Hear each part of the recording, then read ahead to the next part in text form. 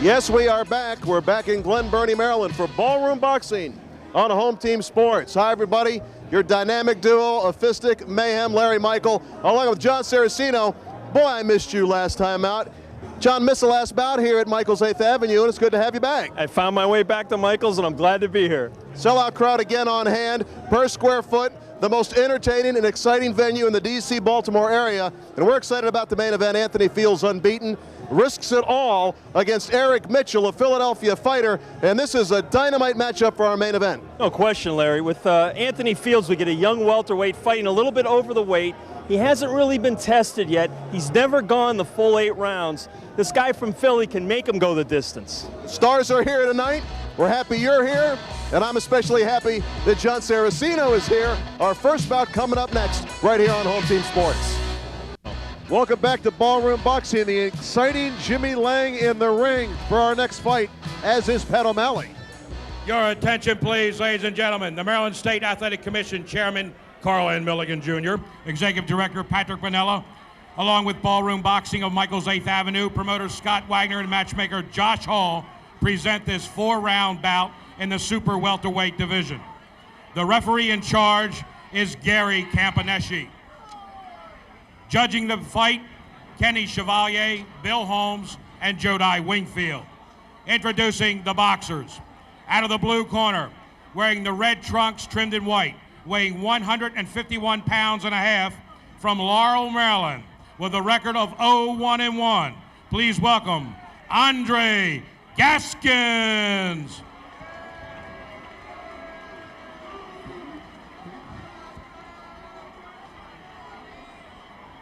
To my right, out of the red corner, wearing the white trunks, weighing 149 1/4 pounds, from Great Falls, Virginia, with a record of 5-1, 5 by KO. Please welcome Jimmy Lange. Jimmy Lange, the up-and-comer. John, let's take a look at the matchup, Lange and Gaskins. Well, the biggest disparity is the age. Andre Gaskins, 39, Jimmy Lange only 23. Two very tall, lanky fighters. Lange 6-1. Let's see if he can back it up tonight. Lange in the Ballroom in January, a 1-round knockout over Matthew Hill. Came right back February 28th. Knocked out Travis Clybourne in Virginia in the first round. In Lange's corner, the recognizable face of Pepe Correa. And Lange long and lean. He's got a powerful right hand. Do not leave for a soda or beverage, folks. This could end in a hurry. Lange from the boxing hotbed of Great Falls, Virginia. Hey, that's Virginia. Be careful there. You're stepping on my territory. Hey, isn't it great to see Joe Frazier here at the Ballroom tonight? You never know who's going to show up. The legend himself, Joe Frazier, mingling with the guests here at Michael's. I want to tell you what, Joe mingled with me for a couple of seconds and put a lock on my forearm that felt like a vice. That man is as strong as a bull. Now, he got a guy in the ring, and Andre Gaskins, 39 years old, and this is his 3rd professional fight. Just likes the thrill of being in the ring.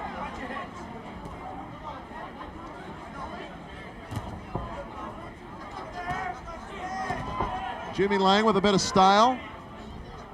Got a big following. And he's with the right people, with Pepe Correa in his corner.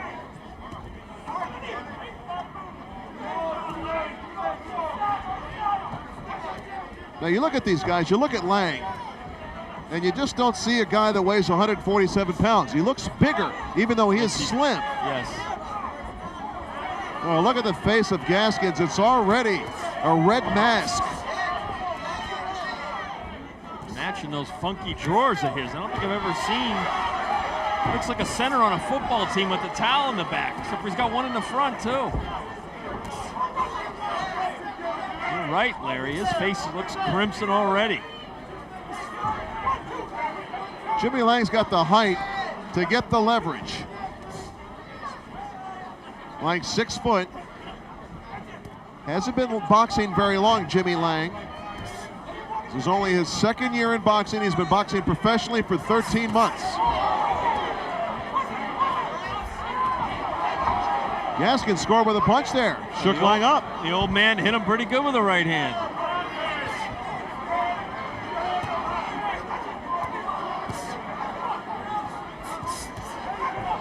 You know, at our age, we don't have any right to call anybody an old man, do we? No, you're right. Especially when he's younger than us. Lange misses a left. Speak for yourself. I'm and better looking. I am eternally 35. Didn't you know that? You've got very good fiction writers doing your bio. Jimmy Lange in the white trunks with a black trim, and Gaskins stepped right into a left hand of Jimmy Lange.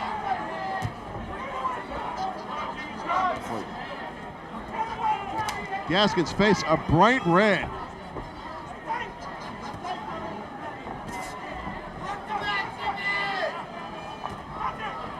Gaskins, as you mentioned, has only had a couple of fights. Turned pro in 1989 and didn't have a fight until last year, a second fight. I'm not sure what the layoff was for, but it was a long one. A draw and a loss.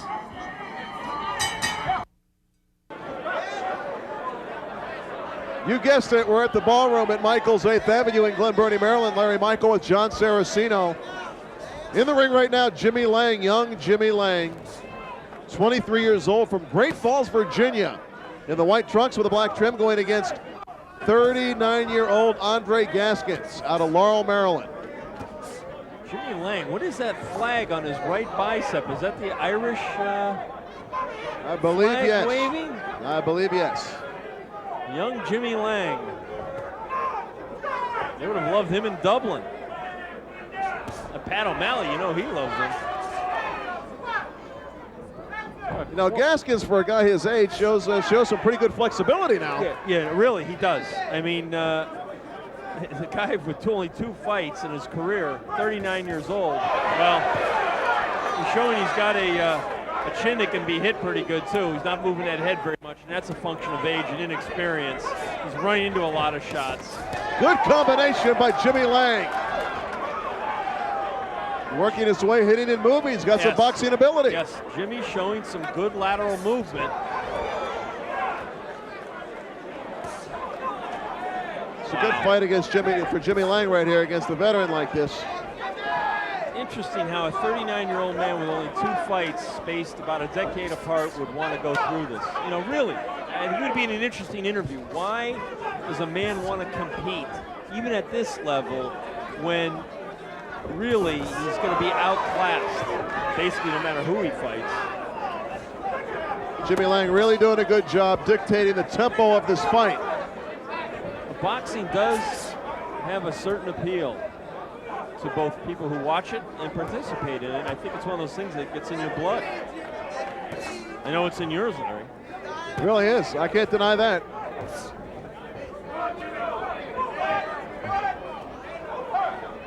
Should Lange be doing more punching here against Gaskins? He seems to be able to hit him at will. Look at Gaskins' face. It's just a red mask. Should Lange be punching more? Well, I think he's doing a pretty good job. I mean, he's going with the jab. He's a little bit wide with his left hook, but he's dominating with his jab and his lateral movement, and Gaskins can't get off really and find a target. He's trying. It's just not working. The lateral movement of the young kid is frustrating Gaskins. Now, if you're asking me, should Lange stay on the inside and try to get off? That's another question. Good right hand, another good right hand. But really, he's having his way on the outside. The end of this round can't come quick enough for Andre Gaskins. We'll be back in a moment. We're in the Ballroom Boxing, presented by Toyota on Home Team Sports. Jon Scheinman with us as well tonight. Larry Michael with Jon Saraceno through 2 rounds. Jon, how do you have it scored? Dominant performance so far by young Jimmy Lange. I've got him up 20-17 on my scorecard. I gave him 10-8 in the last round. He just seemed to hit Gaskins with everything and had him on the verge there at the end. The left jab is working overtime. That's what's setting up the shots. And Andre Gaskins' face looks vine ripened. Very good, Jon Scheinman. Jon Saraceno, what do you like most about young Jimmy Lange? Obviously in against an older competitor. Lange has the better abilities, the better boxing abilities, but you know, generally speaking, what do you like about Lange? I like the way he ripens fighters' faces. Fine, right? No, really. He's got good, basic boxing ability, but he's got a long way to go. And this is not going to show us much here. For instance, I don't know if he can take a good shot. He's got quick hands. He certainly has. Gaskins very awkward. Really not wanting to mix it up. He's dancing, he's moving, he's way behind on the scorecards. You blame him? He is taking some serious leather from Jimmy Lange. Now, Lange is now feinting him a little bit with the jab. You see Lange pull his punch there. Nice sweeping left hand by Jimmy Lange. Now it's Lange looking a little frustrated as he tries to press the action a little bit. He's missing with a lot of his punches. Got some blood from the nose of Andre Gaskins. I wonder what Andre does for a day job.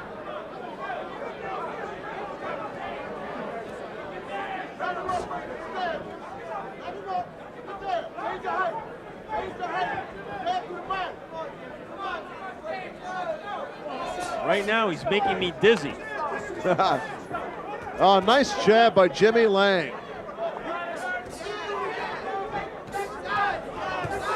Oh, nice right hand. That was Lange's best right hand in the fight. He really turned it over, Larry.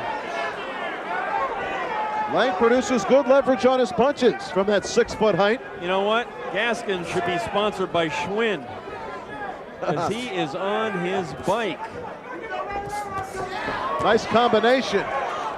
Gaskins gasping for air right now. Well, let's face it.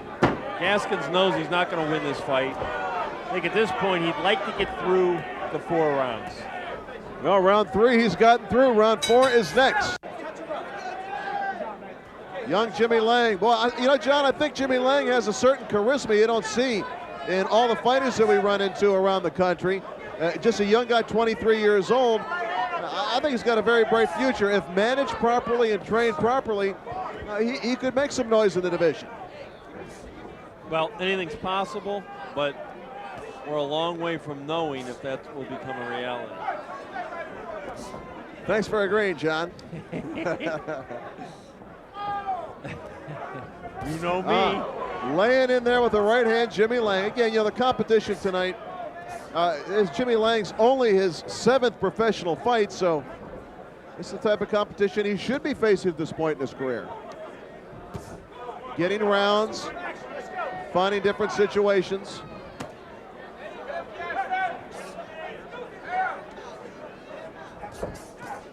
Well, one thing is Jimmy Lange is a full-time fighter. Unlike some of the people we'll be seeing tonight, we have seen the fighters. These guys, for instance, you know Andre Gaskins is not a full-time fighter. You just look at his face and see that. So that helps Lange. He can concentrate on building his skills and staying serious. A lot of fighters lose focus early on.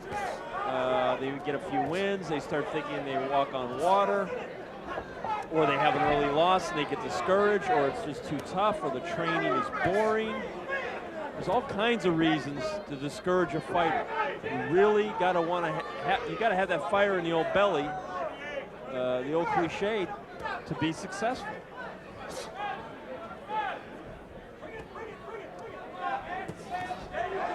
Corner of Jimmy Lange, Pepe Correa telling him to bring some offense. I think if he does, he might put an end to this fight. Well, Lange used his left hook against Matt Hill, knocked him out. And you see him doubling up on it there. He throws it a little bit wide and brings it back a little bit low. Larry, he's going to have to learn to bring that hand back quicker and higher.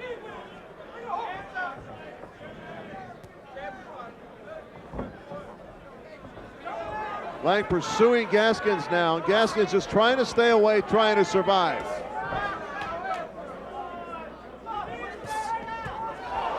Nice right-left combination by Jimmy Lange. That was a wide but vicious left hook by Lange. If he could mix an uppercut, see, when he throws a left hook, step inside with an uppercut, I think he could knock Gaskins out. Right on cue, Jon Saraceno, the left hook. And Gaskins in some deep trouble. This fight is over. Good stoppage by Gary Campanesh. Jimmy Lange, his 6th win. All 6 by knockouts. He does it in the final round against Andre Gaskins.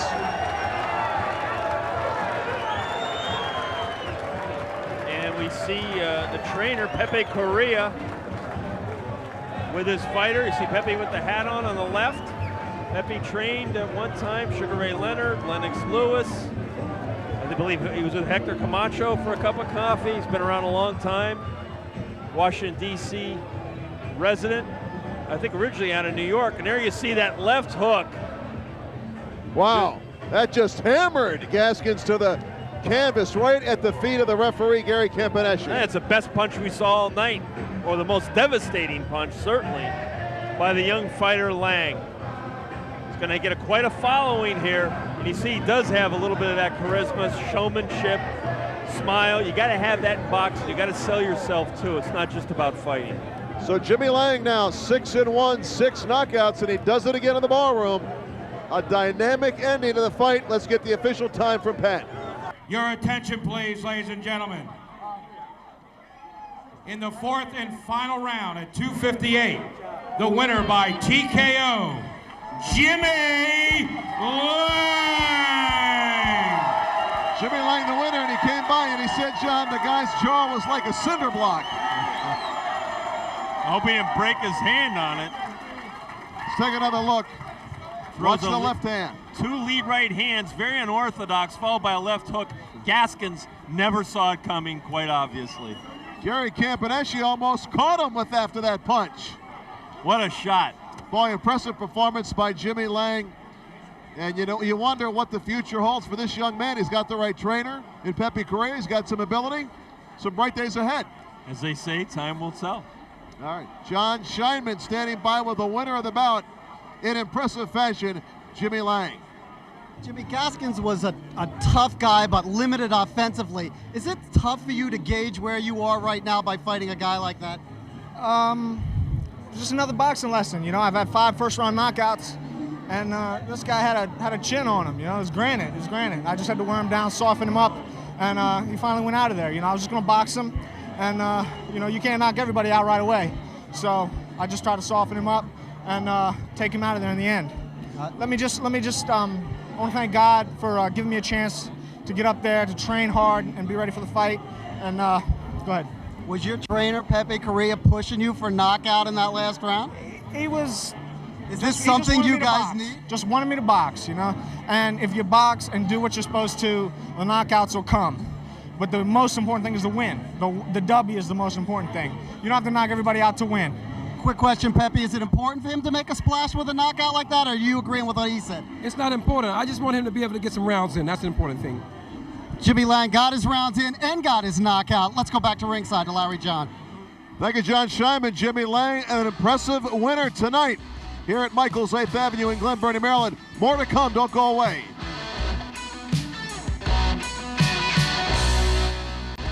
It's great to be back with you, Larry Michael, with Jon Saraceno. Toyota presenting Ballroom Boxing from Michael's 8th Avenue in Glen Burnie, Maryland.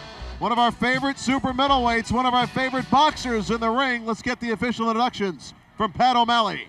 Your attention, please, ladies and gentlemen. The Maryland State Athletic Commission Chairman Carl N. Milligan Jr. and Executive Director Patrick Pinella, along with Ballroom Boxing of Michael's 8th Avenue, promoter Scott Wagner, matchmaker Josh Hall, present this 8-round bout in the super middleweight division. The referee in charge will be Joe Dye Wingfield. Judging this war are Gary Campanesh, Kenny Chevalier, and Bill Holmes. Introducing the boxers, to my left, out of the blue corner, wearing the white trunks with a black waist, weighing 167.5 pounds, from Washington, D.C., with a record of 4-14-5, 2 by knockout. Please welcome Arnold Fountain.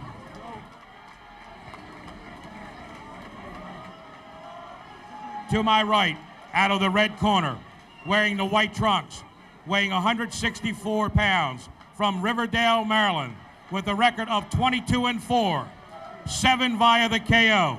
Please welcome Alfonzo. 2, good for you, Daniels. Well, he is certainly the favorite of the crowd here, Alfonzo Daniels, vying for Jon Saraceno's job last time here in the ballroom. Let's take a look at the matchup, Jon Daniels against Arnold Fountain. Well, Daniels, 28 years old, size-wise, a little bit taller than his opponent, but a lot more experience and a far more clever fighter. Arnold Fountain, the nickname Ali because he purports to sting like a butterfly, sting like a bee, and whatever the saying is, Arnold Fountain float like a butterfly and sting like a bee. And right now, Arnold Fountain could use a hot iron for those trunks, Jon Saraceno. He looks like he just rolled out of bed in those drawers. Ali's got to get some better drawers than that. I'll tell you what. The namesake he's borrowing those from, I'll tell you what, he ain't too happy right now in Berrien Springs, Michigan. And Alfonzo Daniels looking about as clean as a boxer can look. Alfonzo Daniels, one of the class acts in boxing. Stand-up guy, one of my favorite fighters. Arnold Fountain, we saw him fight George Barksdale, who at the time was undefeated last November, if you remember that fight, Larry. Right, it ended in a that. controversial draw, and really, we thought Fountain won the fight.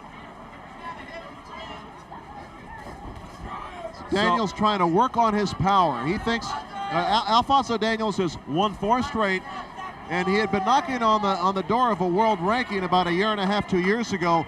Hit a bad spell, now working his way back. He got stopped up in Pennsylvania by Aaron Davis, stopped in the 6th round. He's a classic boxer, left-hander. Not a lot of guys want to fight a guy like Alfonzo Daniels. You know, Scott Wagner, the promoter, he thinks that Fountain, despite his 4-14-5 record, is going to give Alfonzo Daniels more trouble than you might suspect. We'll see. Fountain has really been a survivor through much of his career. Good boxer, not much of a puncher. Alfonzo Daniels was supposed to fight on the last card here at Michaels, and his opponent fell through. And actually, Arnold Fountain is a replacement for Alfonzo Daniels' original opponent tonight.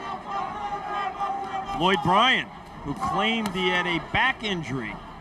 And I use the word claimed because a lot of people did not buy that excuse. So Daniels right now, as usual, dictating the tempo of the fight. Arnold Fountain, though, he is a survivor. And this is going to be a survival type of fight for Arnold Fountain. This fight's scheduled for 8 rounds. Super middleweights.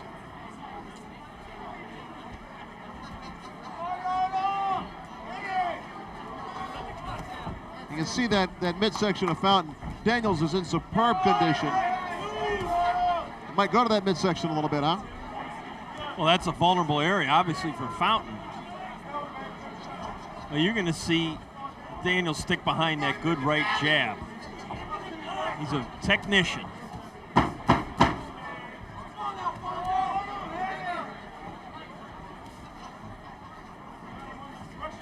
Alfonzo Daniels in the ring, in the ballroom, back after this. In the ballroom, Larry Michael with Jon Saraceno. Alfonzo Daniels in the clean white trunks, and in the wrinkled trunks, the white trunks with the black trim, is Arnold Ali Fountain. Fountain, a veteran, 32 years old. Started as a professional back in 1990, then waited 4 years before his next fight.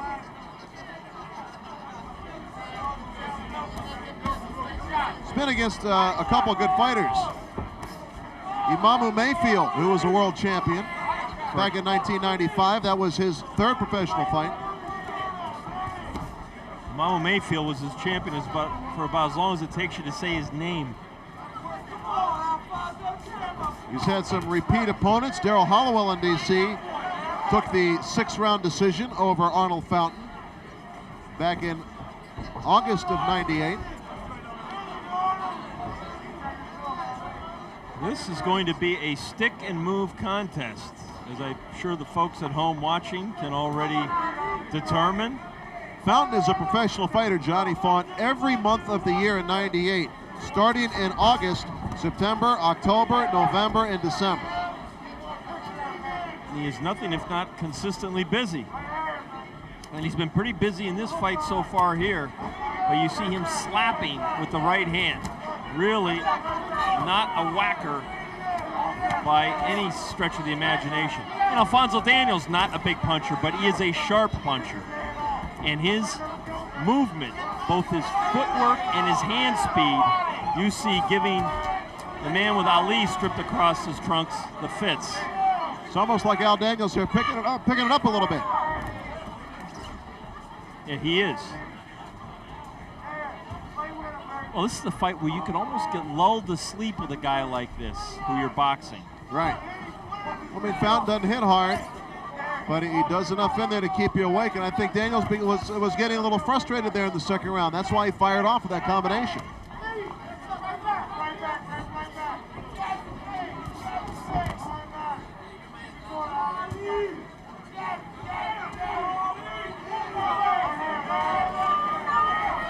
Daniels might just wait for Fountain to go a couple rounds and try to put some pressure on. See, Fountain has his mouth wide open already. Yes, and typically Fountain is a fast starter, but he fades. And I think after a few rounds, you'll see him slow down a lot more, and Daniels knows that. Daniels is making Fountain work right now more than he probably wants to. But Fountain has been game. He's trying to move forward, pressure Daniels. More to come from the ballroom. Don't go away. All right, welcome back to Ballroom Boxing. Larry Michael and Jon Saraceno also with us tonight. Jon Scheinman. Jon, how do you have this fight scored? So far, so good for Alfonzo Daniels, 20-18, 2 rounds to none. But I want to tell you something. I've seen Arnold Fountain throughout his entire career, and people who've never seen him before may not believe this, but he's in the best shape of his life tonight. I've never seen him look so lean and so strong, and he looks really aggressive. Whether he's going to be able to get through Alfonzo Daniels' fine boxing ability is another question, particularly since he's not a knockout puncher, but he's come to this fight to fight. Well, it's good to know that Fountain's in shape. Look at the ripping body shots by Alfonzo Daniels right now, though. Trying to find the soft spot. I tell you what Flabby does have around the midsection, Daniels looks determined to whack off. Good sustained body tack there. To the midsection of Fountain.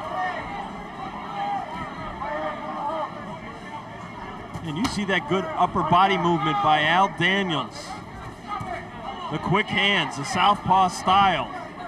A difficult package for any fighter to deal with. The Fountain, conversely, a hard fighter for Daniels to fight because he's out there slapping. He's active in the fight. He doesn't have a lot of power, though, Fountain. It's almost like a frustrating opponent. Look at Al Daniels' parry punches from Fountain. Very adept at that.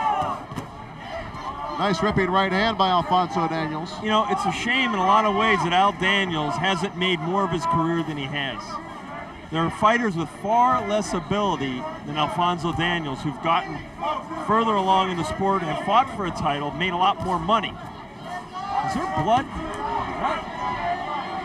I don't know why I look like I saw redness along Alfonzo Daniels' nose, but maybe it's my imagination. He's getting hit a little bit right down the middle by Fountain.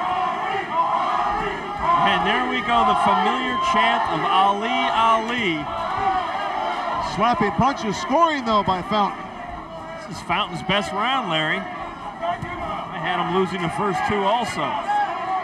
Fountain has his mouth wide open. I mean, it's not just a little bit open, it's wide open. Daniels needs to take advantage of that. A lot of those punches are being picked off by Daniels' gloves, arms, forearms, elbows. And those are not scoring blows. If it hits the arm, it's not a scoring blow. Daniels pursuing Fountain into a corner now. Here in round 3.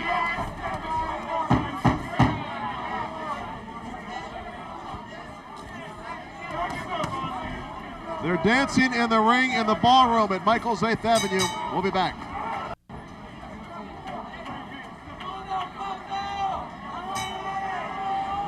It's round 4 here. Alfonzo Daniels in the clean white trunks and Arnold Fountain in the white trunks. It looked like he slept on him with a black trim. John Scheinman, your scorecard through 4. Tightening. Up to 4, excuse me. Tightening up, guys. I gave that last round to Arnold Fountain. I got a 29-28 Alfonzo Daniels.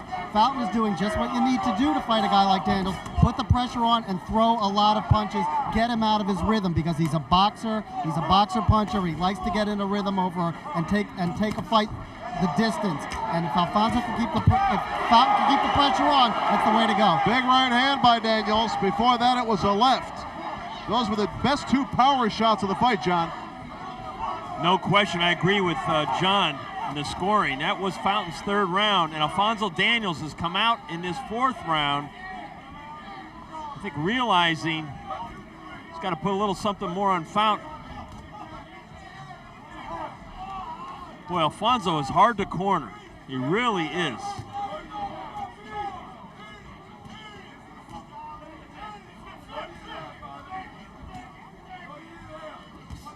See Fountain throwing a lot of lead right hands against the southpaw. Just shook his right hand there, Fountain.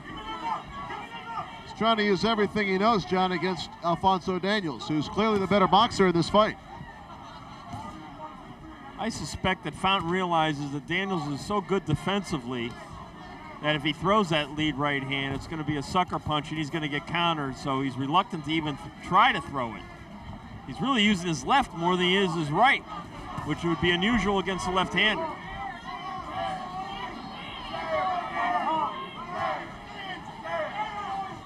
I don't know, he shook that right hand, Fountain did, almost as if it was bothering him.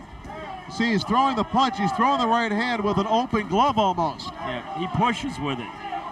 He's not really a knuckle puncher of any kind. And that's the Alfonzo Daniels' benefit. Because basically he's fighting a boxer who is slower than he is, at least 1 beat slower.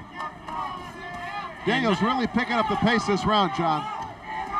Well, you see what kind of shape that Alfonzo is in. And he's able to put out like this because he is in terrific condition. He knows he can go the rounds. That's not a problem. This right hand counter there by Fountain, but nothing behind the punch. Daniels has picked up the number of punches here in round 4. Good left hand by Alfonzo Daniels.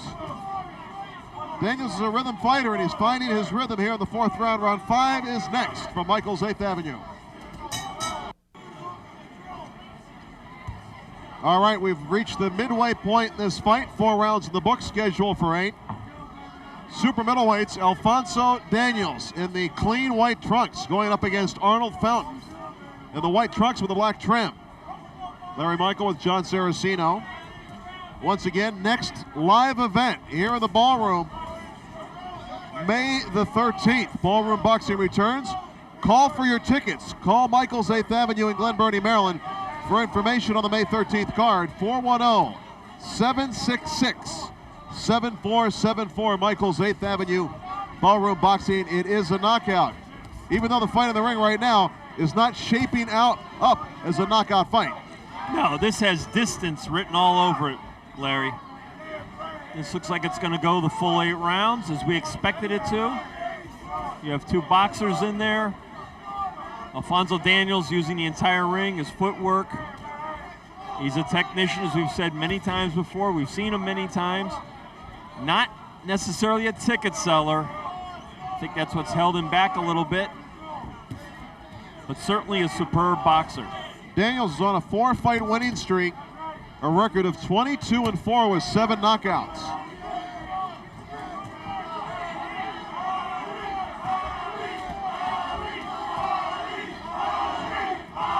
Arnold Fountain has some fans here tonight chanting Ali, his nickname.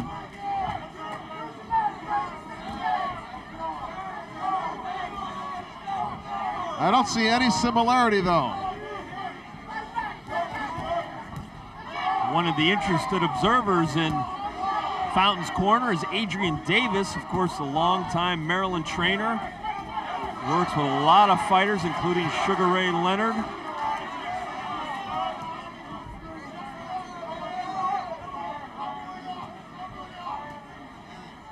Sugar Ray now presumably enjoying retirement out in California.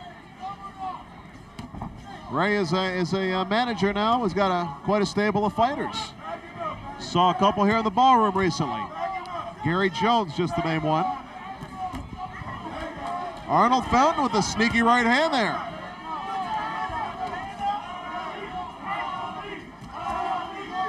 Now what does Alfonzo Daniels have to do to connect with some power shots? Well, you've got to set down on your punches, which he doesn't really like to do. I've never seen Daniels down, but I always wonder what kind of chin he has, because you don't seem to get hit that often flush. He's got good defensive ability. Good right hand there by Fountain. Gets through on Daniels. Welcome back to Ballroom Boxing. Larry Michael with Jon Saraceno. Fountain is really making this a fight. Scott Wagner was right, and there is some redness around the eyeball, actually. The Inside right the eyeball, eye. yes, yeah. Of Alfonzo Daniels. And I tell you what, he was blinking a lot in his corner, listening to his cornerman between rounds. Looked very concerned, Larry, when he got off that stool to start this round. This fight is scheduled for 8 rounds. Let's check with John Scheinman and his scorecard. Hey, John. Nice and tight, guys. 48-47, Alfonzo Daniels. But I've given Arnold Fountain 2 of the last 3 rounds, including the last one. I have never, and not in a long time, seen Alfonzo Daniels get hit this often. Arnold Fountain has found the perfect weapon to get him with. Short, straight, lead-off right hands, followed by left hooks. Alfonzo Daniels in a lot of trouble here. You know, Larry, Alfonzo keeps blinking and looking away. I think something's wrong with his eye. I'm not sure about that, but he looks like he's in trouble here. Arnold Fountain doing a good job taking advantage of the situation. Daniels misses with a right hand. Good body shot by Fountain underneath. And that causes Daniels to grab him and hold along the ropes. This is turning into a very strategic fight here. See, Fountain might not look good in the ring in terms of style and a good body, but that's not what wins fights. Nor does his haberdashery, right? I mean, look at the clean drawers that Daniels has. Silky clean, silky smooth, but I tell you what, Fountain winning ugly. If he's not winning, he's in the fight. And I've got him down 48-47 through 5 rounds. And really, Fountain's got a quick, sneaky right hand. That's really what's doing the damage. Big left there by Daniels. Uppercut with the right hand by Daniels. Daniels just trading now with Fountain. Slapping left hand by Fountain. Yeah, left hook, it was wide, but it connected. Alfonzo shouldn't be getting hit by shots like that. Wow, I tell you what, he's whacking Al to the body too. And I think that's having a little bit of an effect on Alfonzo Daniels. He looks like he's been wearing down ever so slightly from those body shots. Maybe a little blood from the nose of Alfonzo Daniels right now. Alfonzo Daniels got to remember to move that head when he's coming inside. Now, why is the referee breaking the 2 apart? He's warning Fountain to get his punches up. A sharp right hand by Fountain and a left by Alfonzo Daniels. Another great fight here in the ballroom. 2 rounds to go. Back to Michael's 8th Avenue after this. Welcome back to Ballroom Boxing. There's Alfonzo Daniels. Last-minute replacement in the fight. Arnold Fountain has really turned the tide here in the last couple of rounds. With 2 rounds to go, Jon Saraceno, how do you have this fight scored? 57-57. I've got Fountain winning 3 of the last 4 rounds.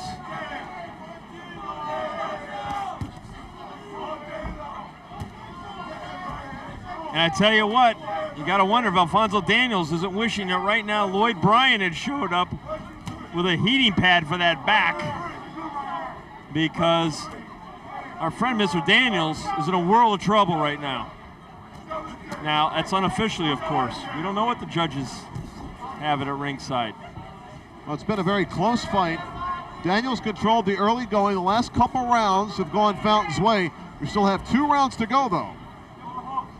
Let's see if Daniels can use his boxing ability to outclass Fountain the last 2 rounds and get the decision. He got hit an awful lot the last 2 rounds, Larry. Never saw Daniels get tagged like that here in our Ballroom boxing series. Fountain has had his mouth open the whole fight. He's been gasping for air, but somehow finds a way to keep his arms flying. You see him punching off the wrong foot. Really very amateurish kind of moves from Fountain. But there you see the quick counter right hand, and it's really beating Alfonzo Daniels to the punch. Al's getting hit with that right hand way too much, even when he's tapping him with him on the shoulders. Fountain has really been the more consistently busier fight throughout the majority of the bout tonight. Fountain smothering the punches at Alfonzo Daniels. Nice body shot by Daniels, a right-hand counter by Fountain. Yep, right on the chops. It's really been the story of this fight, the counters of Fountain. Daniels has led the way. He's tried to force the issue. Fountain has seemed to have the quicker hands, though. Which is surprising if you look at the 2 physiques. Very deceiving. Mr. Fountain. He was pouring it on there the last couple of rounds. Let's see what kind of finishing power he has. So right now, this is a pick-em fight. I suspect he's going to need to finish strong with a 4-14-5 record to get a decision here. Nice left hand by Daniels. I mean, do you really think that Fountain can walk away here with a close decision? Nice combination by Fountain. You never know. It's been a close fight. You don't know what's in the minds of the judges. We'll be back with more from the Ballroom on Home Team Sports. Welcome back to Ballroom Boxing on Home Team Sports. Larry Michael with Jon Saraceno. This is the 8th and final round. John Scheinman through 7. Who's leading on your scorecard? Oh, Arnold Fountain's ahead by 1.6766, and he swept the last 3 rounds. Real quickly, I just want to say this is a masterful piece of matchmaking on the part of Josh Hall, who has taken a 22-4 fighter and matched him dead even against a 4-14 guy on late notice. You can't get any better than this. How about you, Jon Saraceno? I got it 67-66 Al Daniels, but what a very good point that John makes about the matchmaking, particularly at the last minute when you have replacements on club shows. They usually turn out to be disasters. This has been a masterpiece. Safe to say you have Daniels by 1 point. Scheinman has Fountain by 1 point. This could be the decisive round for the judges here who are actually scoring the fight. And there's no question about that. Daniels has got to finish fast here. He can't assume that he's ahead. I may have him ahead by a point, but you know what? He could be easily trailing by a point. He did win the early going. It's just out of the mouthpiece, goes flying out of the mouth of Arnold Fountain. And that's going to be a big selling point in this final round for Al Daniels. Left hand counter by Fountain. Slapping right hand by Fountain.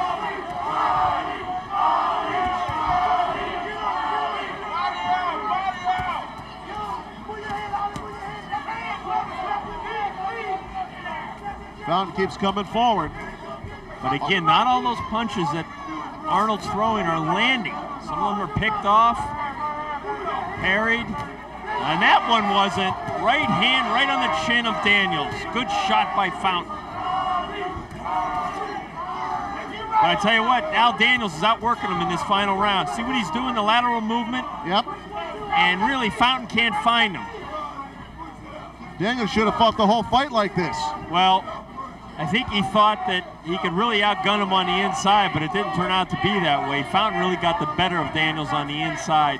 Daniels is really a stick and move performer from the outside. That's his game. Tonight he got a little bit away from it, and he may pay for it. We'll see. Very tight fight to score. Has Alfonzo Daniels done enough in the final round to come out victorious, or is Arnold Fountain pulled the upset? It's hard to tell. Or is it a draw? I hate to use that word. It's such a dirty word in boxing these days. Yeah. Not likely. Alfonzo Daniels never had a draw. Arnold Fountain has had 5. That increases the chances a little bit.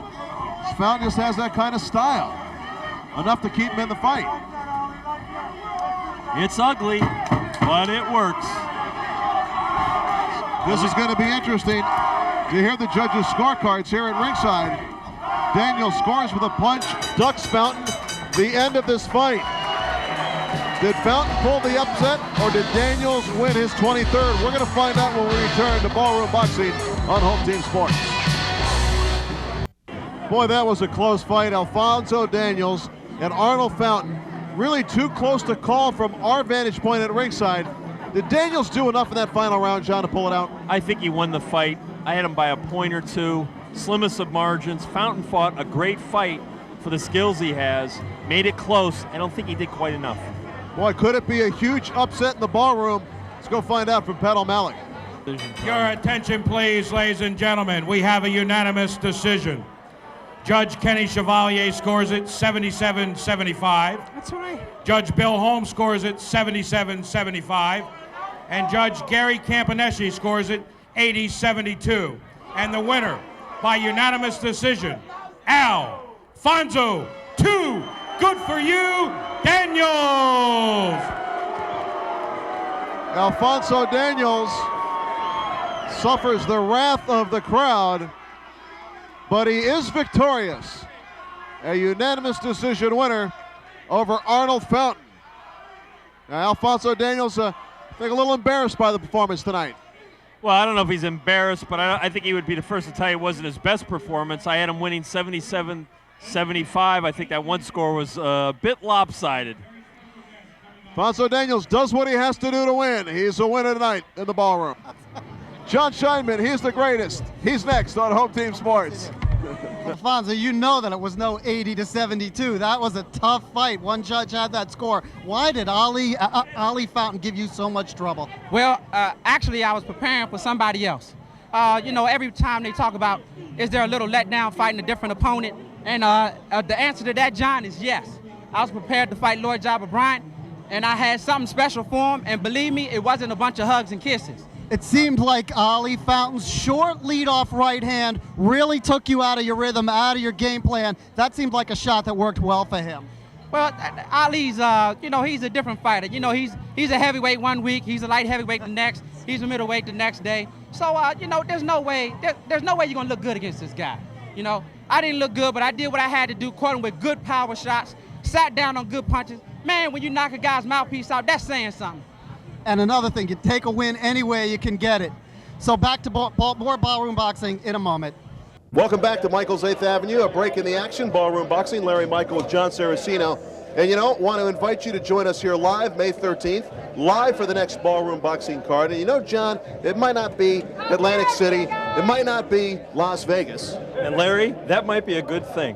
You know what? Big fights, big venues, pay-per-view before millions and millions of people. We've seen the kind of rotten decisions boxing can render. Typically, we don't get that here at the club show level, and that's good. And you know, the boxers give you an honest day's work, and the fans go home satisfied. And if you're looking for good entertainment at this level, I don't think it gets any better than this. No, I don't think so either. You know what? And the announcers go home happy, which is a good thing. Hope you're happy too. Back with a bout after this. Welcome back to Glen Burnie, Maryland. The site is Michael's 8th Avenue, and it is Ballroom Boxing presented by Toyota. Larry Michael with Jon Saraceno, 2 young, unbeaten fighters in the ring, and the veteran Pat O'Malley is there as well. Pat? Your attention, please, ladies and gentlemen. The Maryland State Athletic Commission Chairman Carl N. Milligan Jr. and Executive Director Patrick Pinella, Ballroom Boxing on Michael's 8th Avenue promoter Scott Wagner and matchmaker Josh Hall present this 6th-round bout in the light heavyweight division. And we have 2 undefeated warriors. The referee in charge will be Bill Holmes. Judging the battle, Gary Campaneschi, Kenny Chevalier, and Jodi Wingfield. Introducing the boxers. Out of the blue corner, wearing the black trunks, weighing 178 3/4 pounds, from Harrisburg, Pennsylvania, with a record of 4-0, 4 by knockout. please welcome Julian, Mr. K.O. Letterlough.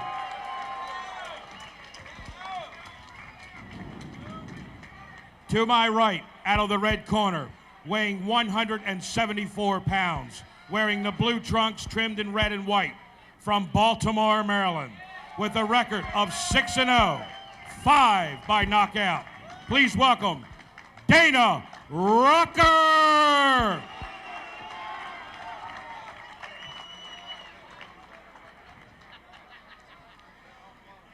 Let's take a look at the matchup. Letterlough and Rucker. You know, Letterlough tipped the scales at 178. That is the lightest he's ever weighed for a fight. Last time out, January 29th of this year, he tipped the scales at 184 for his one-round knockout of Ricardo Dabney. Kind of fight we're going to see, Jon Saraceno. It looks like a great one on paper. Interesting statures between the two. If these were looking like a heavyweight matchup, we'd almost see like a Mike Tyson in Letterlough and maybe like a Mitch Green type in Dana Rucker in terms of physical stature. And see Letterlough, a whole lot of fire. Starting off like Mike Tyson. Perhaps in Tyson's better day. Left hook sends Rucker halfway across the ring. You know what? This is a Tyson clone. Except for he's got socks on. You see the bobbing, the moving, the left hooks. Now Rucker's a boxer. He's got a great amateur background. He's unbeaten. And he's got some knockouts to his credit as well. Dana Rucker, 5 knockouts out of 6 wins. But that style worked for Mike Tyson in a certain period of his life. It doesn't mean you can imitate it and do the same thing. Tyson had very, very fast hands, overwhelmed larger, slower heavyweights and older heavyweights with his speed in his best years in his early 20s. You know, talking to Scott Wagner, he said if these two guys did not fight for a year and remained unbeaten, they would meet anyway down the road. You know, I think this is going to be the most interesting fight of the evening. Even better than the feature card, the feature bout. Clubbing left hand by Letterlough. Now a reminder, this fight is scheduled for 6 rounds. And these are light heavyweights. This is a great styles matchup, Larry. You have Rucker, the tall, lanky jabber with lateral movement, being pursued by the short, stocky puncher. Got to find a way to get on the inside is Letterlough. 2 undefeated fighters, as you mentioned earlier. Letterlough, another guy from Pennsylvania that Josh Hall brought up for this fight. And as Scott Wagner says, the promoter, quote, this should be a doozy. That's what he told us. Letterlough is 39 years old. Excuse me, 29 years old, John, excuse me. Sorry, don't jump down my throat. But he's only 4-0, so he's got a late start to his professional career, but plenty of time to make something happen, though. Well, he's trying to hit Rucker with a lot of left hooks. He's going to have to jab his way in a little bit. He's showing some good elusiveness. There was that left hook again by Letterlough. Quick and powerful.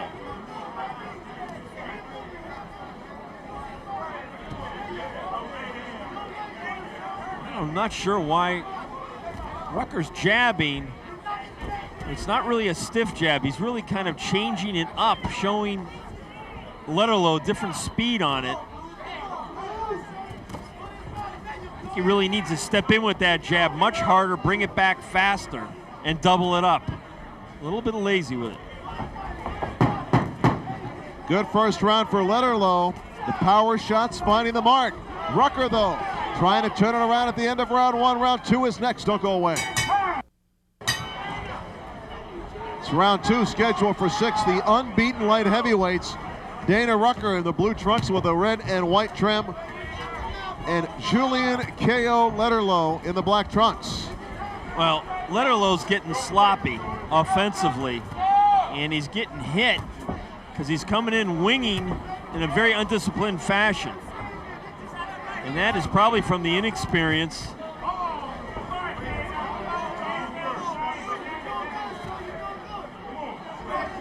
You see Rucker more poised, probably because of the extensive amateur background he had.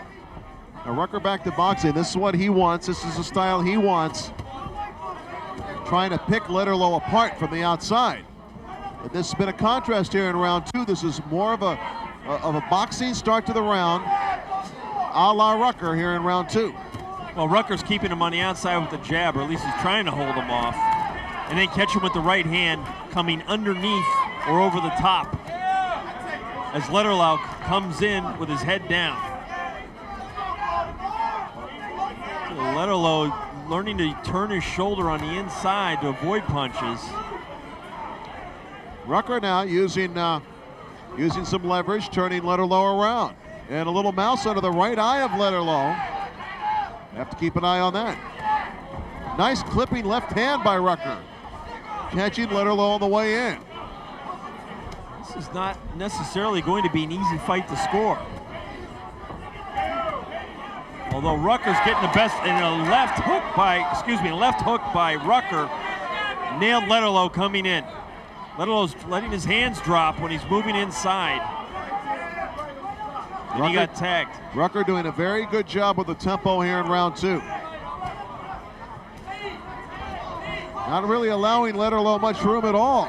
Keeping those angles in his favor. Much better round for Rucker as he's settling into his game plan. Got nailed with a left hook there by Letterlough. Sent him back into the ropes. Can't get careless with a guy like this. See, Rucker using his superior speed and hand quickness to keep Letterlough off balance. Won't allow him to get set. Letterlough's lost when he's on the outside, Larry. He really is. Doesn't quite know what to do, and he's in no man's land, and that's when he gets hit.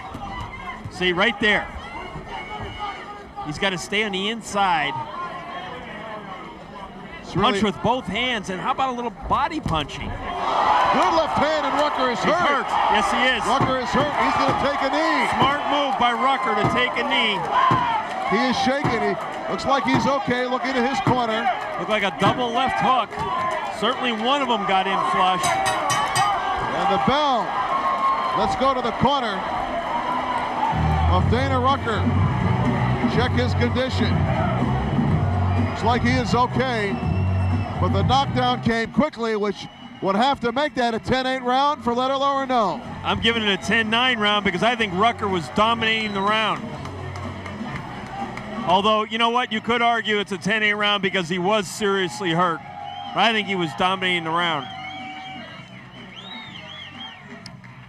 Whatever the case is, you see Rucker in a world of trouble on his stools. They're trying to refresh him. Looks like he's still a little buzzed from that punch. Yes, he is. Let's take a look. Well, that was a little bit late, actually. The punch, the telling shot came before that. Rucker did the smart thing, taking a knee. Let's check with Jon Scheinman for the scorecard through 2 rounds. John? Absolutely a 10-8 round for Julian Letterlough. That was a serious punch.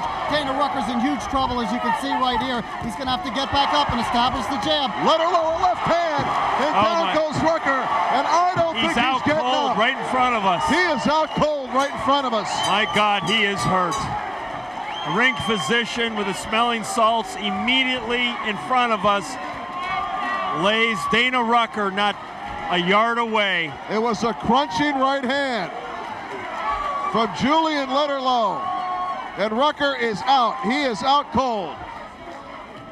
Now Rucker trying to get up now. Trying to get up. They ought to just have him sit up for a while, because if he stood up right now, he would not be able to stand for long. A devastating knockout by Julian Letterlough. And that is Letterlough's 5th win. He is 5-0, all by knockouts. In the 2nd round, we saw the left hook, and here's how it ended. With a Mike Tyson vengeance. There's the left hook right there. Snapped his head. Huge shot, and he is out. Rucker is out, and he is out cold.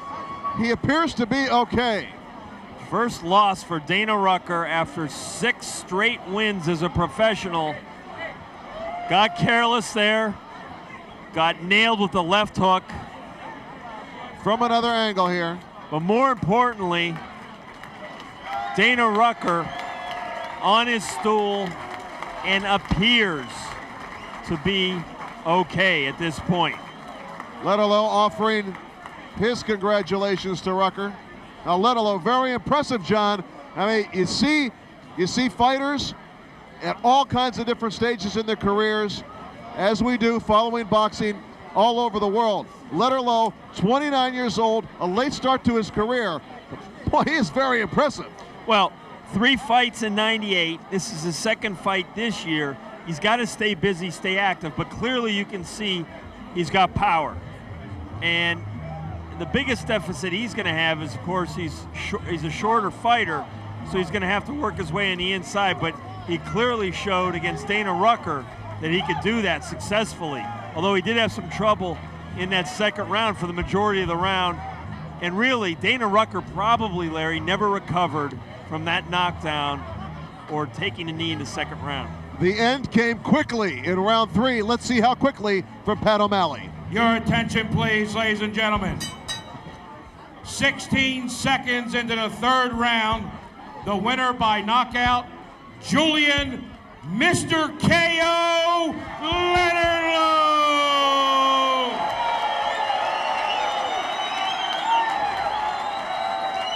Tell you what, he is tough and he is unbeaten.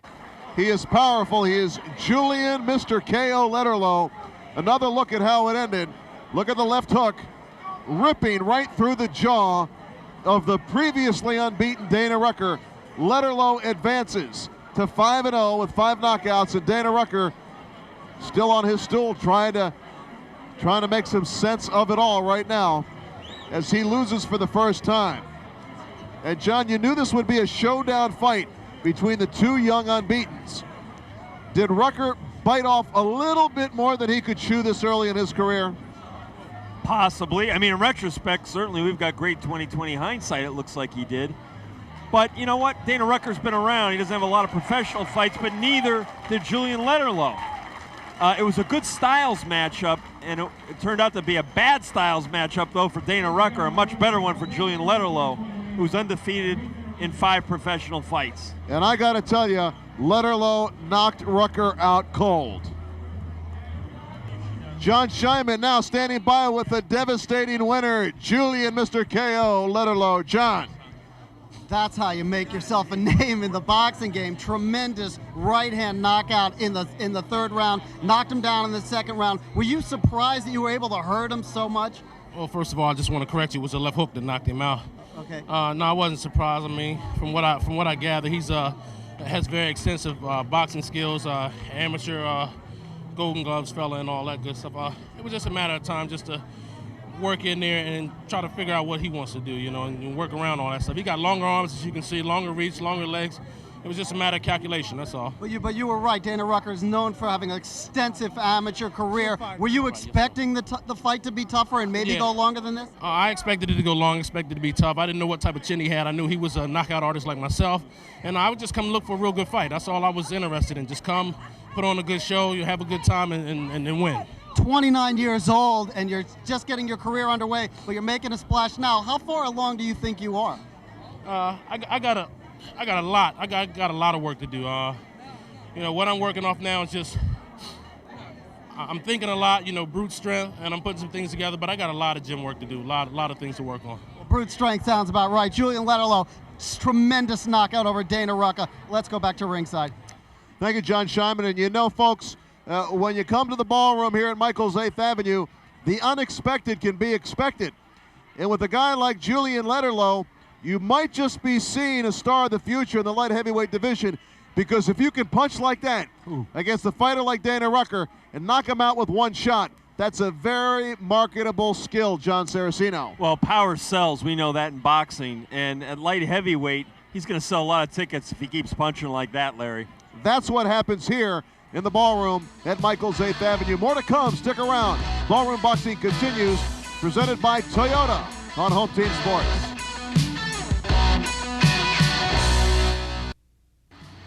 Ballroom Boxing on Home Team Sports. Michael's 8th Avenue is buzzing with excitement. Joe Frazier, the legendary former heavyweight champion, in attendance tonight.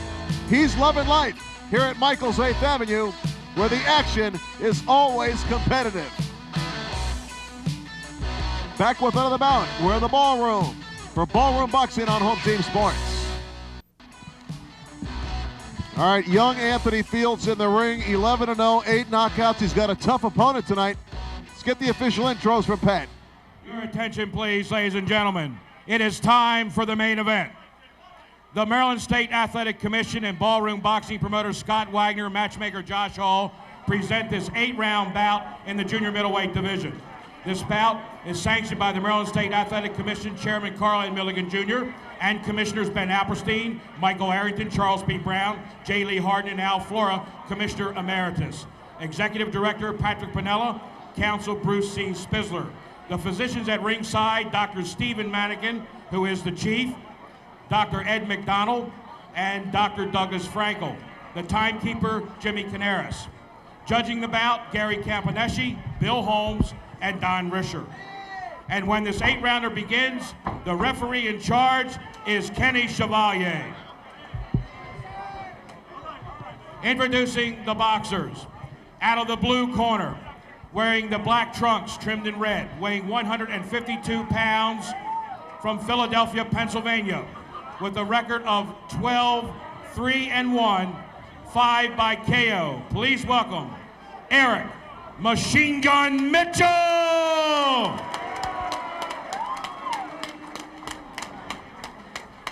Out of the red corner, wearing the black trunks, weighing 153 pounds, from Landover, Maryland, with a record of 11-0, 8 by the KO. He is one of the Fighting Fields brothers. This is Anthony Fields. Anthony Fields and Eric Mitchell. Couple good-looking prospects, even though Fields is unbeaten. This could be his stiffest test to date. No question. Physically, they're about the same. A lot of people think this is a risky fight for Anthony Fields. We'll see. You can see Eric Mitchell is in just fantastic condition. I mean, he is ripped. Anthony Fields is comfortable here at Michael's 8th Avenue. He's fought here before and won here before. In fact, his last fight was a 6-round TKO over Anthony Perry here in the Ballroom on January the 28th of this year.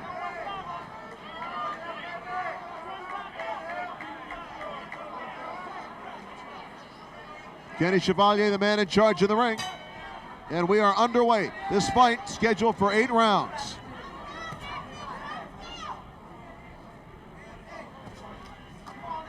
Well, if the names Fields and Mitchell sound familiar to fight fans, it's for good reason. They both have brothers who fight also. Of course, Jermaine Fields, who was originally supposed to be scheduled on this card, and Eric Mitchell has a twin brother, Aaron, who's a middleweight. Identical twins. Mitchell trying to rush Fields. If Vince McMahon were here, we might have had a tag team set up.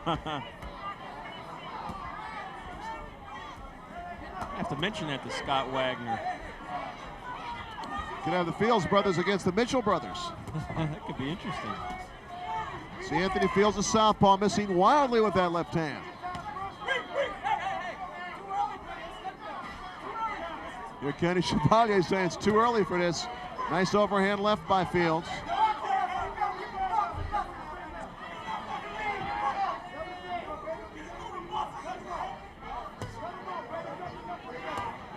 Which is trying to find the pace of this fight. Mitchell really put together solid. He is cut.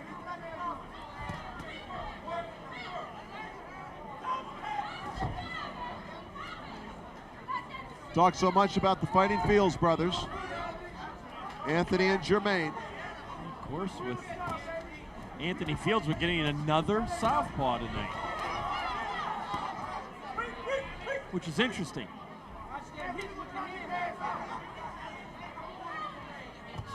It used to be you didn't see as many southpaws as you seem to see now. I don't know if that's a fact or an impression. But we certainly see a lot of them here in the Ballroom Boxing Series in Maryland. Nice lead right to get things started for Eric Mitchell. As Anthony Fields up against the ropes, and Fields right now content to stay there. Yeah, it's illegal also. You're not allowed to lay back on the ropes, although Ali, of course, made a career of it. Fields content to allow Mitchell to pound away on the ropes.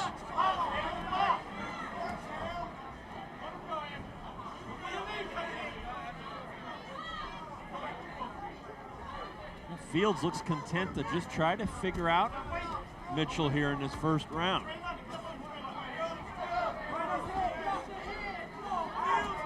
Fields had a great amateur career.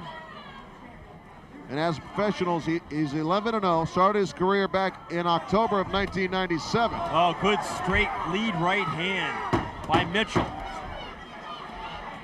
Good start for Mitchell.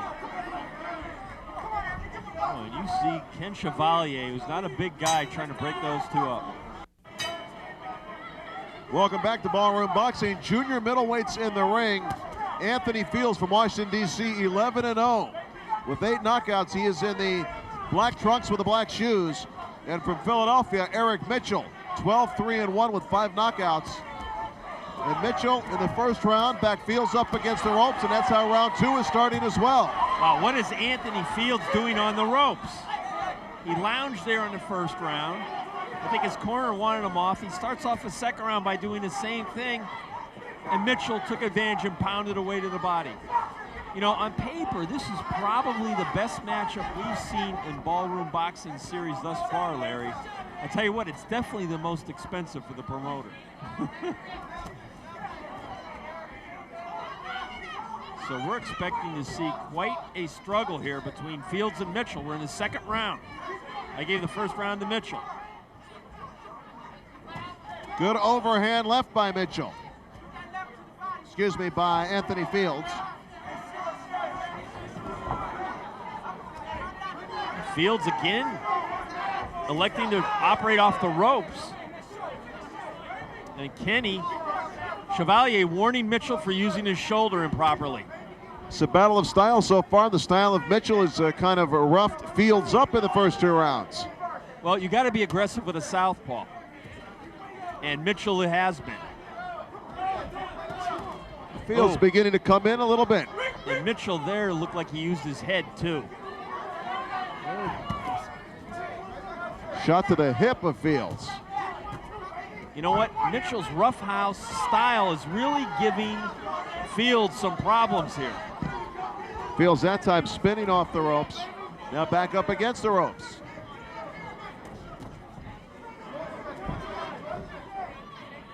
Fields lunging there a little bit. I don't know. It doesn't look like Fields is getting off. Now, sometimes a fighter will lay on the ropes, John, just because he is not trained properly, and it's a way to save his legs. I don't think that's the case with Fields. Yeah, because you got to believe he trained for this fight. This is no gimme by any stretch of the imagination. His timing doesn't look there, Larry. Beautiful combination by Mitchell. I think it's safe to say Mitchell comes into this fight with more intensity and carries it through the first 2 rounds. It's almost as if the roles are reversed and Mitchell's the southpaw and Fields can't figure him out. But you know Fields has faced a lot of right-handed orthodox fighters, as most fighters certainly are. This is an 8-round fight. This is just round 2. Again, Chevalier warning Mitchell for using the head, and that's a good warning. He has been using his noggin to bull his way inside. Another good round for the Philadelphian, Eric Mitchell. Round 3 coming up. 2 rounds in the books here at Michael's 8th Avenue. Let's go to Jon Scheinman for a look at his scorecard. John. 2018, Eric Mitchell so far dominating the action. You know, every fight that we've done with Anthony Fields has been the same pattern. He lays along the ropes and he lets a guy punch, but this is a whole new animal in front of him. This is a real top-class fighter, and Anthony Fields isn't going to be able to have his way and come off the ropes with him. He's going to have to work every second of the this round. is getting dirty, guys. Really dirty. Elbows, Mitchell using everything he's got. Ken Chevalier's got to bring these 2 guys together and tell them, knock off the dirty stuff. I tell you what, when Fields left his corner, he got a good chewing out from his chief seconds. Fields up against the ropes again. I should say his chief second and his trainer. I'll tell you what, this is not to be unkind to Anthony Fields, but he's no Jermaine Fields. His brother's a little bit better all-around fighter. I would agree with Jon Scheinman, though. We've seen Fields go down early, go behind early before. But he does not look good tonight at all. And it's really the style of Mitchell giving Fields the fits. Fields' timing is not there, Larry. He's swinging wildly. He doesn't look like he has any game plan. And he keeps getting hit with those lead right hands. The lead right, John, it's there all night long for Eric Mitchell. Certainly has been. It's been a dominant punch. Mitchell's balance doesn't look like it's all there either.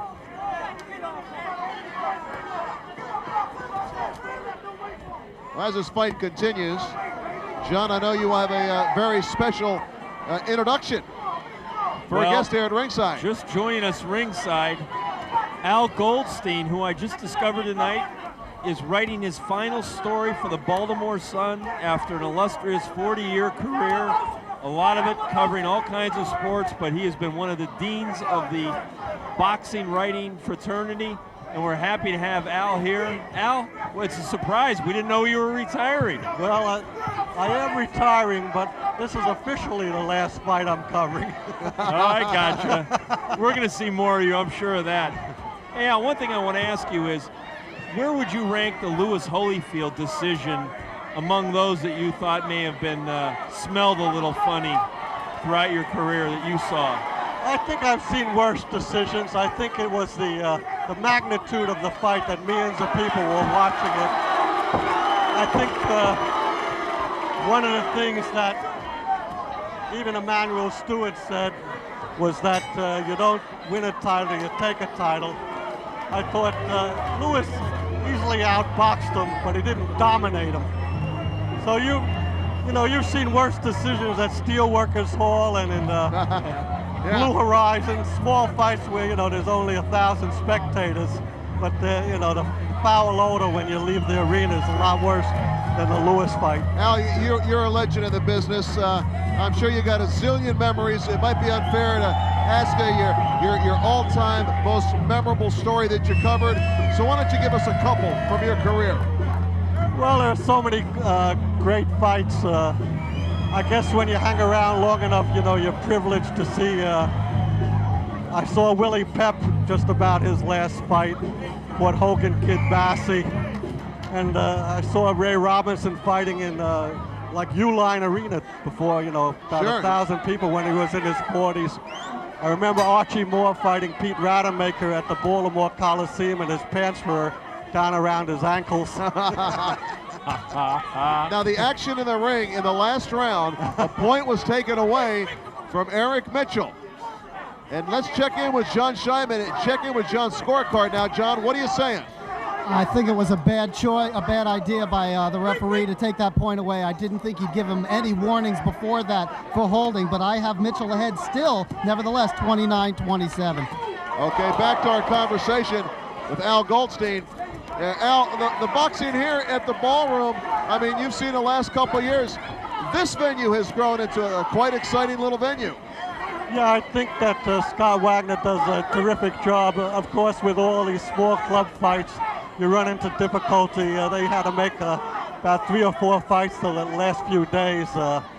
Dana Rucker was a late fight, and you saw what happened to poor Dana. They didn't have a chance really to check out the opponent, and now Dana pretty much has to start from scratch after a promising start. What are you going to miss the most? I guess I miss the camaraderie of the fight, the fight riders. It's sort of a very cliquish fraternity. You have to be a little crazy to cover fights. And I know you're going to miss Don King's soliloquies. Well, Al, we wish you all the best in your retirement. But you know what? We hope to see you around the boxing rings on the road, down the road. And best of luck to whatever you decide to do. I'm sure you will. They won't count me out yet. Al, don't be a stranger. Thank you very much. God bless Al you. Goldstien, real legend in the business. And we're going to miss him full-time, but he's still going to be around part-time. So, John, this fight is really broken out in the ring. Fields appears to be running out of gas. At least he needs a second win. And the way Mitchell has really laid into Fields has dictated the whole fight. You know what? He's a stronger fighter, and he's using that strength to really overpower Fields. Fields doing his best to pull out any trick he knows. I'm starting to wonder about what you said before. Is Fields in tip-top shape? I don't know. It doesn't really look like it. His mouth is open. He eats a right hand. Another right hand. That time he ducked the right hand. What does he need to counter that straight right hand? Well, he's fighting a southpaw, so you know the southpaw. I'm sorry, he's fighting a orthodox fighter. And the orthodox fighter, of course, is going to throw the lead right hand a lot. He's got to jab and throw his own left hand. But he doesn't seem to be able to get off. I don't think he's had a game plan or a way to solve this puzzle from the get-go. Now, wait a minute, now let's keep it here. Another point taken away from Eric Mitchell. So the deduction of points really drawing this fight closer than it would appear on punches alone. Wow. We'll be back with more Ballroom Boxing presented by Toyota on HTS. Larry Michael and Jon Saraceno here at Michael's 8th Avenue. Ballroom Boxing presented by Toyota. And right now in the ring, a very interesting fight. Anthony Fields, unbeaten from Washington, D.C., 11-0, would appear to be behind, even though the deductions from the scorecard of Mitchell have made it closer than it should be. Well, what's interesting is that Mitchell has won all 4 rounds. We've only got him 2 points ahead because at the end of that 4th round, as Chevalier, the referee, did in the 3rd round, he deducted a point against Mitchell for holding, which really infuriated Mitchell's corner. So this fight is not over by a long shot, even though Fields is wearing down and really is having a hard time dealing with this roughhouse style and the hard punching of Mitchell. Overhand right, one after another by Eric Mitchell. He is really turning over his shots on Fields. Some of the starch out of the punches of Fields. Fields is just getting muscled around the ring, Larry, and doesn't know what to do. This fight is scheduled for 8 rounds. We are in the 5th. Fields up against the ropes. That's how he started this fight, up against the ropes, allowing Mitchell to pursue him.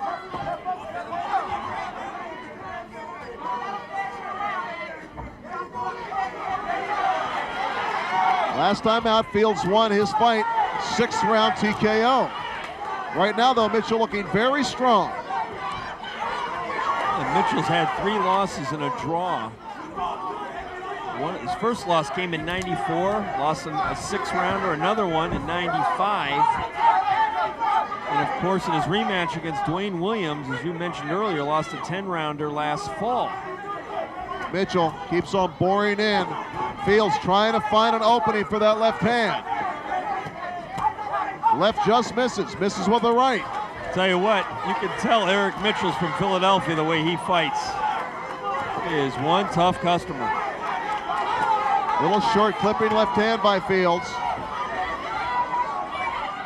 I'll tell you right now, Pennsylvania is kicking some butt here in Maryland with the local fighters here in the D.C., Maryland area. The strength of Mitchell has been the difference so far in this fight. And being from Pennsylvania, I'm all for that. I'm going to let the crowd here know that, Jon Saraceno. Well, all right, I am a native Marylander. Oh, good combination. Fields' guard falls for a moment. Another big round for Eric Mitchell. We'll be back. Welcome back. Round 6 scheduled for 8. Larry Michael with Jon Saraceno of USA Today. Also with us, Jon Scheinman. Jon, the scorecard.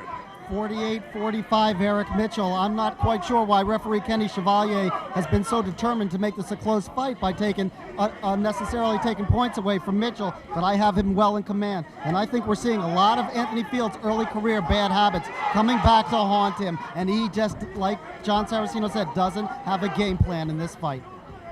Sure doesn't look like it. Maybe he can find one here in the late stages of the fight.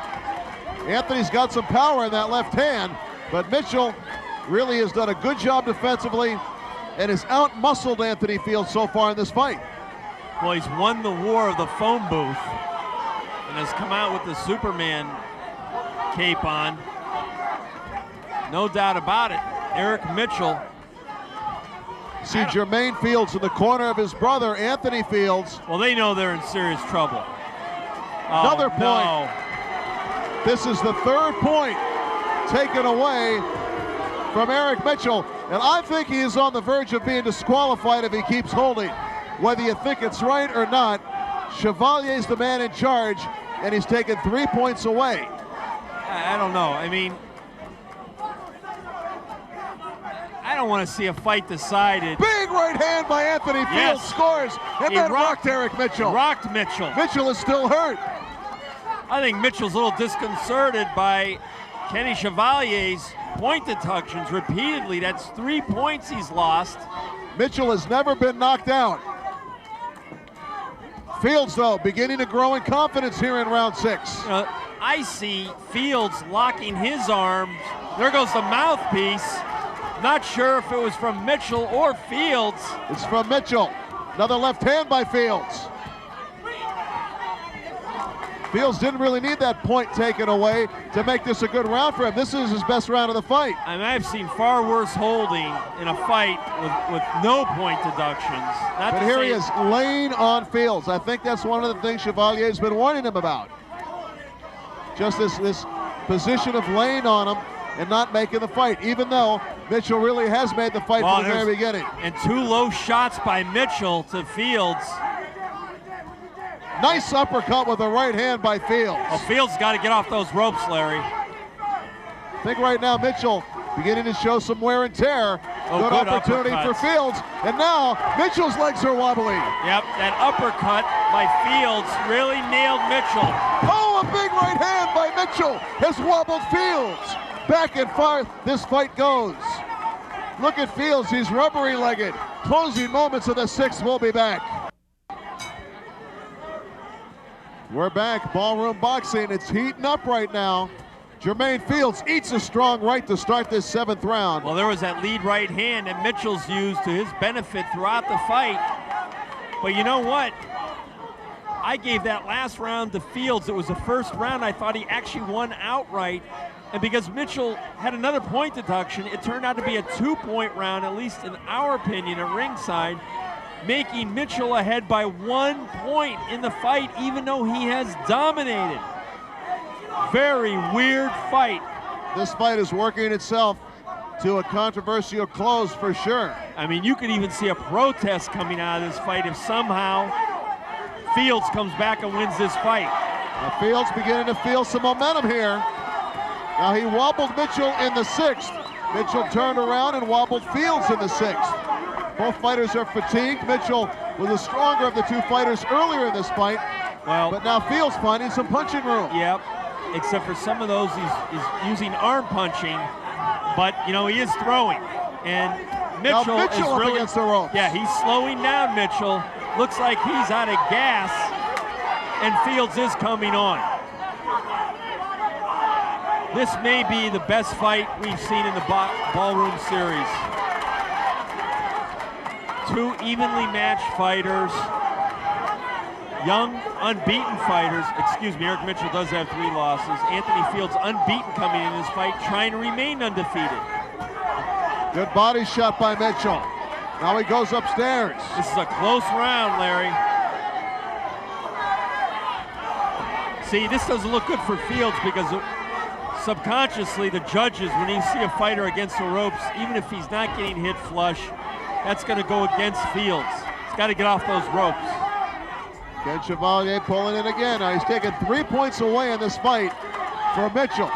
So it'll be interesting to see what the scorecards read. Oh. Good lead right again.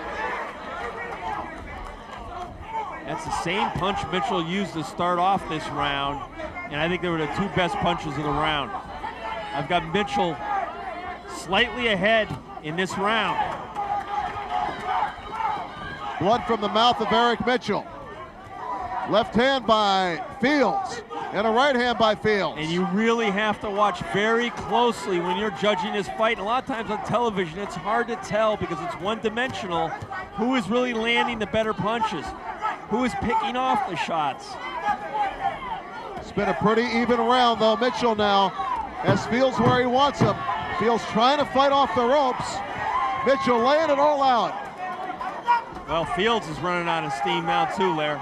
8th round, the final round next. Don't go away. Welcome back. Final round, the 8th round, a very close, controversial fight. Jon Scheinman, how do you have it scored? I've given Eric Mitchell 6 of the 7 rounds, but because of referee Kenny Chevalier's 3 intrusions and taking points away, I've got Mitchell ahead 66-64 going into the final round. Real close fight. How about you, Jon Saraceno? Identical, 66-64 Mitchell. And Mitchell coming out here in the 8th round, fighting as though he needs the round to win. Fields fighting back beautifully. Yeah, well, but Fields is very sloppy right now. He's leaving himself wide open. Would a knockdown for either fighter turn the tide in their favor here in the last round? Well, I mean, Fields needs a knockdown on my scorecard to pull out a draw. I think if Mitchell gets a knockdown, clearly he wins the fight without any controversy or deductions. Now Mitchell just leaning up against Fields again. I don't think Fields has enough left in him, Larry, to stop Mitchell at this point. In fact, I don't think he's going to win this round. I think the way it looks, Mitchell's going to sew up the fight here. At least the way we see it. Uppercut by Fields. Trying to rally here in the final round. I really think Fields' best shot to win the fight was the 6th round when he came on and really won his only clear-cut round of the fight. And after that, the 7th and 8th rounds, the needle on that gas tank is quivering around E. I think the loser of this fight is going to want a rematch. Hey, I'd love to see a rematch. I'd love to call it for May.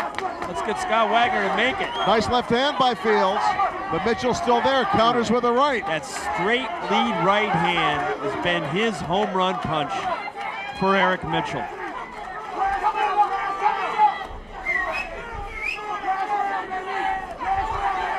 You know, at least we think this is Eric Mitchell. I mean, his identical twin brother, Aaron, apparently they got in a little trouble with the Nevada Commission trying to pull off the old switcheroo. That's what we heard anyway, so as far as we know, this is Eric Mitchell. Anthony Fields has spent a lot of time. Now he switches to a conventional stance. He spent a lot of time with his back up against the ropes. Fields is going to need a knockout to even pull out anything resembling a draw. He sees arm weary. I don't know, John. It's some strange scoring. We've had point deductions. Yes. We've had a lot of different stuff in this fight. Yes. But you know what? When you watch the fight, I know you're not scoring round by round. Who do you think won the fight? Who got the better of the... I think Mitchell was the aggressor, scored the more commanding blows. Yes. So, but he did get 3 points taken away for what the referee deemed illegal tactics. So this was an action fight, and it's going to go to the judges' scorecards. It's a great fight. A lot of mutual respect there between Fields and Mitchell. The boxing's getting better here all the time. I love it. Was it Mitchell or was it Fields? Who won this fight? We'll be back with the official decision after a timeout on Ballroom Boxing from Home Team Sports. We're back. The Ballroom Boxing final main event. Anthony Fields and Eric Mitchell. What a slugfest from the opening round. This is a lot of what we saw. Mitchell pushing Fields up against the ropes. 3-point deductions from the scorecard of Mitchell. Was that enough, those deductions, to draw Fields even? I don't think so. I have Mitchell winning the fight 76-73. I really think he dominated the fight with or without the deductions. I don't think they're going to matter. Pat O'Malley has the answer to our questions. Let's find out. Your attention, please, ladies and gentlemen. We have a split decision. Judge Bill Holmes scores it 75-74 Mitchell. Judge Gary Campaneschi scores it 76-73 Fields. And Judge Don Risher scores it 75-74. The winner by split decision, Eric Machine Gun Mitchell! Well, you could say justice is served here tonight. A tight, maybe too tight decision for Eric Mitchell, but he is the deserving winner of that fight. And now you know why they have 3 judges at ringside. Well, we saw a little bit of everything tonight here in the ballroom. Joe Frazier was in the house. Some great boxing action in the ring. A sellout crowd. Standing room only. Jon Saraceno just keeps getting better. It certainly does. I can't wait for our show in May. May 13th, the date. Circle it. For Jon Saraceno and John Scheinman, I'm Larry Michael. We'll see you next time for Ballroom Boxing from Michael's 8th Avenue on Home Team Sports.